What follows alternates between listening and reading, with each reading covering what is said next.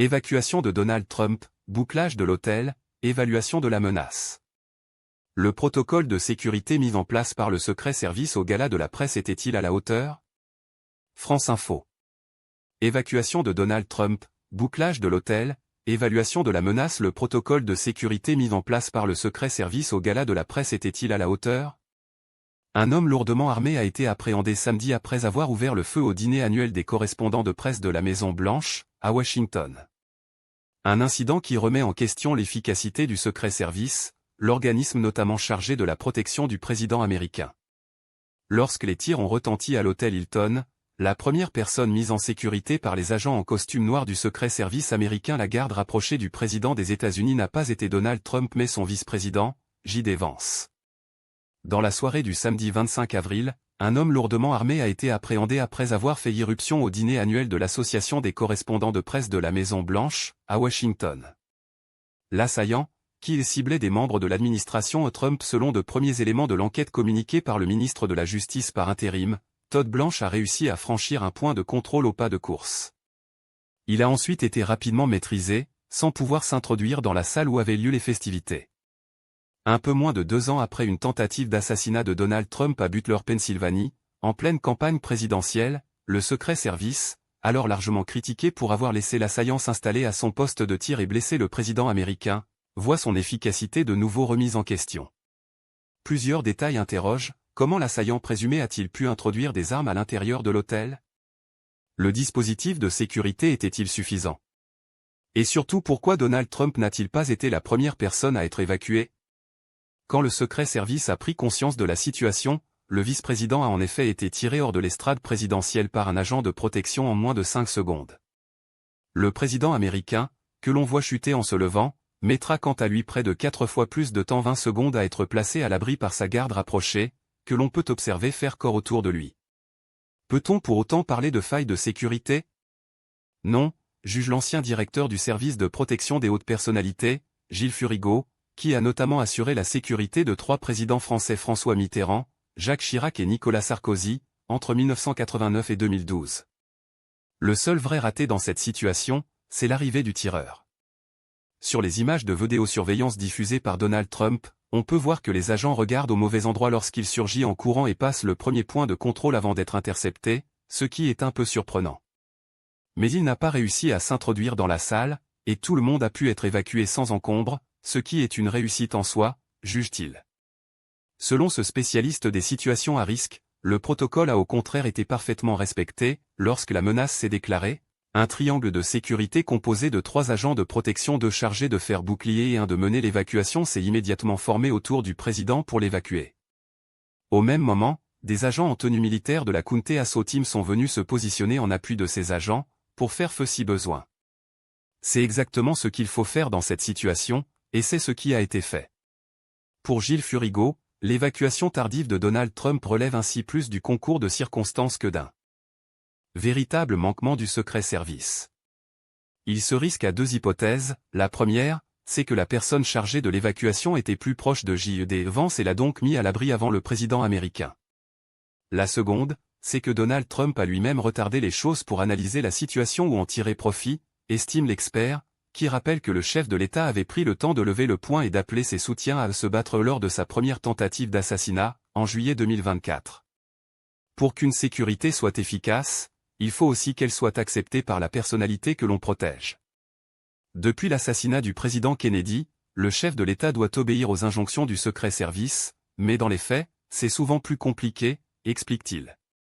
Interrogé dimanche à ce sujet par la chaîne de télévision CBS, Donald Trump a lui-même reconnu sa responsabilité. Eh bien, en fait, c'est un peu de ma faute. Je voulais voir ce qui se passait, et je ne leur facilitais pas la tâche. Je voulais comprendre et je les ai probablement incités à ralentir un peu. Le président américain a néanmoins estimé que les agents du secret service avaient fait un excellent travail en neutralisant le tireur et en le mettant à l'abri, lui et son épouse Melania. Il a en revanche fustigé le Hilton, qui n'est pas à ses yeux un bâtiment particulièrement sûr, et en a profité pour justifier la construction en cours d'une grande salle de bal à la Maison-Blanche, ultra sécurisée. Si le protocole d'évacuation semble avoir été respecté, de nombreuses voix se sont étonnées de la facilité avec laquelle le tireur a réussi à introduire des armes dans l'hôtel. À commencer par celle du principal suspect.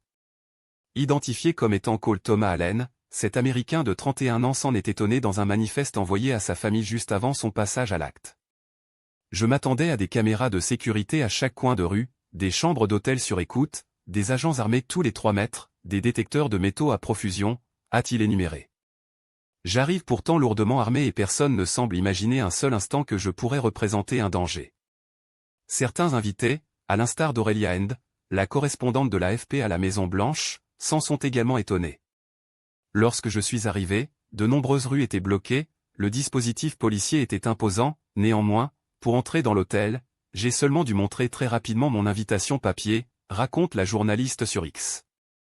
Une robe longue ou un smoking suffisait pour rentrer au rez-de-chaussée du Hilton, a-t-elle estimé, précisant que la salle du gala au sous-sol était en revanche soumise à des contrôles beaucoup plus importants et que les forces de l'ordre y étaient omniprésentes. Selon Gilles Furigo, le niveau de sécurité déployé était pourtant conforme à la nature de l'événement. L'ampleur du dispositif de sécurité est déterminée en fonction de l'évaluation de la menace. Or, dans le cas présent, elle n'apparaissait pas très élevée, je rappelle qu'il s'agissait d'un gala annuel, organisé dans un bâtiment que le secret service connaît parfaitement, juge le spécialiste. C'est en effet devant cet hôtel que le président Ronald Reagan avait été blessé par balle en 1981 lors d'une tentative d'assassinat. Dans ces circonstances, et face à un assaillant qui n'avait pas été identifié au préalable par les services de renseignement, il n'y avait pas de raisons apparentes de fermer l'hôtel ou d'en contrôler chaque client, ajoute-t-il. Cole Thomas Allen a été présenté dimanche par Donald Trump comme un loup solitaire. Selon la police, il avait en sa possession un fusil de chasse, un pistolet et plusieurs couteaux, au moment de son arrestation. Afin de déjouer les contrôles. Il a voyagé en train jusqu'à Washington et réservé une chambre d'hôtel au Hilton dès la fin de semaine, afin d'être déjà sur les lieux à l'ouverture du gala. Il doit comparaître lundi devant la justice et devrait être inculpé de 2 chefs d'accusation, le premier pour usage d'une arme à feu lors d'un crime violent, le second pour l'agression d'un agent fédéral à l'aide d'une arme dangereuse. Le directeur du FBI, Kash Patel, a promis un examen approfondi des événements. Sujet suivant. Le Mali plongé dans une grave sécuritaire après la perte de Kidal et des attaques conjointes des rebelles Touaregs et des djihadistes, France Info. Le Mali plongé dans une grave sécuritaire après la perte de Kidal et des attaques conjointes des rebelles Touaregs et des djihadistes. Le Premier ministre du gouvernement de transition, Abdoulaye Mega, a affirmé que les forces armées avaient neutralisé des centaines de terroristes. Publié le 27/04/2026 22h22 temps de lecture, 2 minutes des combattants du Front de libération de l'Azawad à Kidal, dans le nord du Mali, le 27 avril 2026, après avoir délogé l'armée régulière et les mercenaires russes. AFP. Le Mali reste plongé dans l'incertitude sur le devenir du régime militaire, lundi 27 avril. Les rebelles Touaregs du FLA, alliés au groupe djihadiste du génie malien à Al-Qaïda, ont pris le contrôle de la ville clé de Kidal dans le nord, après une série d'attaques d'ampleur contre des positions stratégiques de la junte. Le ministre de la Défense Sadio Camara a été tué, et le général Assimi Goïta, chef de la junte, n'a pas été vu et n'a pas pris la parole depuis le début des hostilités samedi matin. Vaste pays sahélien, le Mali est en proie depuis 2012 aux conflits et aux violences djihadistes. Le Premier ministre Abdoulaye Mega a déclaré que les forces armées du pays avaient neutralisé des centaines de terroristes, dans une conférence de presse organisée lundi soir. Le but de l'ennemi était de conquérir le pouvoir, en démantelant les institutions de la République et mettant un terme au processus de transition. Il a assuré que des enseignements seraient tirés de ces événements pour apporter les correctifs nécessaires pour une meilleure sécurisation du pays. Abdoulaye Mega a également appelé les populations à ne pas céder à la panique. La France a de son côté exprimé sa préoccupation après ces attaques, selon une source diplomatique française. Paris condamne avec la plus grande fermeté les violences commises à l'encontre des civils et souhaite qu'une paix et une stabilité durable soient instaurées au Mali. Lundi matin, la ville clé de Kidal s'est réveillée aux mains des rebelles du FLA, groupe indépendantiste réclamant le territoire de l'Azawad dans le nord du Mali. Kidal avait déjà été sous le contrôle de groupes rebelles pendant plusieurs décennies, avant de rentrer dans le giron de l'État malien il y a 3 ans, à la faveur d'une offensive de l'armée appuyée par des combattants du groupe paramilitaire russe Wagner devenu Afrika Korps depuis. Le FLA a annoncé être parvenu à un accord permettant aux mercenaires russes de l'Afrika Korps de se retirer de Kidal. Le calme est revenu dans la ville garnison de Kati, près de la capitale Bamako, après 2 jours de combats intenses entre l'armée malienne et les groupes armés. C'est dans ce fief de la junte que le ministre de la Défense Sadio Camara, 47 ans, a été tué dans une attaque. Le responsable a été tué samedi par un véhicule piégé conduit par un kamikaze ayant ciblé sa résidence, a annoncé le gouvernement dans un communiqué dimanche soir. Les autorités militaires ont décrété 2 jours de deuil national à son hommage. À Bamako, l'activité semblait avoir repris lundi matin, les marchés, les écoles et les bureaux étaient ouverts, tandis que la population semblait vaquer à ses occupations. Plusieurs barrages qui avaient été érigés dans la ville par l'armée ont été levés, a constaté l'AFP. Mais des militaires en tenue de combat et lourdement armés étaient encore visibles dans la capitale. Sujet suivant. Le rapport du député Charles Aloncle sur l'audiovisuel public a été adopté par la commission d'enquête, France Info. Le rapport du député Charles Aloncle sur l'audiovisuel public a été adopté par la commission d'enquête. La commission d'enquête a voté lundi en faveur de la diffusion du document, au terme d'un scrutin incertain après des semaines de tension autour de son contenu et de sa méthode. Publié le 27/04/2026 19h09, mis à jour le 27/04/2026 20h, temps de lecture, 1 minute. La façade vitrée du siège de France Télévisions à Paris, le 17 février 2026. Ricardo Milani, AFP. Le vote était extrêmement attendu. La commission d'enquête sur la neutralité et le financement de l'audiovisuel public a approuvé, lundi 27 avril, la publication du rapport rédigé par le député Charles Aloncle UDR. Cette décision ouvre la voie à la diffusion le 4 mai du document, a annoncé Jérémy Patriélétus, président de la commission, sur la plateforme X. Ce rapport de près de 400 pages a été rédigé après 4 mois d'audition sous haute tension. Il inclura un avant-propos de ma part et des contributions des groupes politiques, a-t-il ajouté. Jérémy Patriélétus Horizon précise à France Télévisions avoir voté en faveur de cette publication, et ajoute qu'il s'en expliquera mardi dans un entretien sur France Inter. La publication du rapport de Charles Aloncle a été votée avec 12 voix pour et 10 contre, a appris France Info de sources parlementaires, après 4 heures de réunion électrique à huis clos. Il a fallu un certain nombre de compromis lors de ces discussions pour arriver à ce vote favorable, ça n'a pas été chose aisée, a déclaré Charles Aloncle sur BFM TV. On était devant un dilemme cornélien, a expliqué lundi soir sur France Info la députée macroniste Céline Calvet, membre de la commission d'enquête sur l'audiovisuel public. Le groupe macroniste s'est abstenu, lors du vote sur la publication du rapport de Charles Aloncle. D'un côté, si on votait pour, ça viendrait cautionner le texte dans son ensemble, y compris ses nombreuses dérives, mais voter contre ça peut être perçu comme un rejet et avoir de la suspicion sur l'ensemble de l'institution parlementaire, a expliqué la députée pour justifier son abstention, décrivant une ambiance particulièrement tendue. Le document, dont le contenu avait fuité en partie, propose près de 80 mesures, dont certaines très contestées comme la suppression de chaînes ou une vaste réorganisation de l'audiovisuel public. Le processus a été émaillé de critiques sur le ton du rapport et de soupçons d'ingérence extérieure. Le président de la commission, Jérémy Patriélétus Horizon, avait lui-même évoqué des éléments concordants qui accréditent des tentatives d'ingérence inédites dans une commission d'enquête parlementaire. Sujet suivant. Médecins étrangers. Emmanuel Macron fustige les Maboules, favorable à une rupture avec l'Algérie, France Info.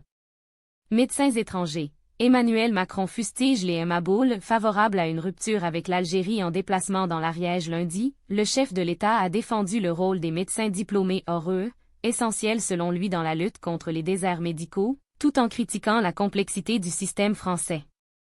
Publié le 27/04/2026 17h07, mis à jour le 27/04/2026 18h17, temps de lecture. 1 minute. Emmanuel Macron échange avec des habitants lors d'une pause déjeuner à Mirepoix-Ariège, le 27 avril 2026. Valentine Chapuis, AFP. Une sortie qui fait déjà polémique. En visitant un hôpital à Lavelanet-Ariège, lundi 27 avril, Emmanuel Macron a dénoncé tous les Maboules qui voudraient se fâcher avec l'Algérie, en évoquant notamment la question des médecins étrangers exerçant en France. Le président a cité le cas des praticiens diplômés hors Union européenne PADU, indispensables selon lui au fonctionnement du système de santé, notamment dans les zones en manque de médecins. Le locataire de l'Élysée est même allé plus loin, devant un médecin originaire d'Oran, en Algérie. Il a persisté et signé en déclarant « C'est encore le bordel. C'est un truc qui me rend dingue. C'est la folie du système français. » Il a critiqué ainsi un dispositif jugé trop complexe qui oblige ses praticiens à repasser des concours pour être titularisés, malgré leur exercice déjà effectif à l'hôpital. On a un système qui marche sur la tête, a-t-il estimé, dénonçant une logique administrative qui freine leur intégration. Ces médecins, souvent formés à l'étranger, représentent une part importante des effectifs médicaux en France. Au 1er janvier 2025, 19 154 médecins, diplômés à l'étranger hors UE et qui exercent officiellement en France, étaient inscrits au tableau de l'Ordre des médecins.